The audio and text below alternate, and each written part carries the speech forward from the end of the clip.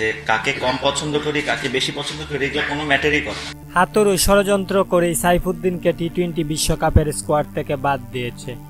এবার সংবাদ মাধ্যমে এসে একই বললেন তামিম ইকবাল, যা মুহূর্তেই ভাইরাল। দর্শক, বিস্তারিত জানতে ভিডিওটিতে একটি লাইক দিয়ে সম্পূর্ণ দেখতে থাকুন। নানা জল্পনা কল্পনার পর টি-20 বিশ্বকাপের স্কোয়াড ঘোষণা করেছে বিসিবি, আর সেই স্কোয়াড নিয়েই সামাজিক যোগাযোগ মাধ্যমগুলোতে হচ্ছে নানা আলোচনা সমালোচনা।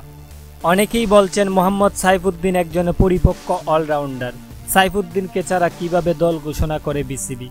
এছাড়াও দল থেকে বাদ পড়েছেন মেহেদী হাসান মিরাজের মতো অলরাউন্ডারও। এদিকে টি-20 বিশ্বকাপের দল ঘোষণার পর তামিম ইকবাল বলেন, আমি এই দলটিকে 100-র মধ্যে 80 মার্ক দেব, কারণ সাইফুদ্দিন ও মেহেদী হাসান মিরাজ স্কোয়াডে যুক্ত হলে আমি দলটিকে 100-তে 100 দিতে পারতাম। শেষে আমি বলতে চাই, বিসিবিতে রাজনীতি ঢুকে গেছে, রাজনীতি দূর করতে হবে, না হয় পরিণতি ভালো হবে না আমাদের।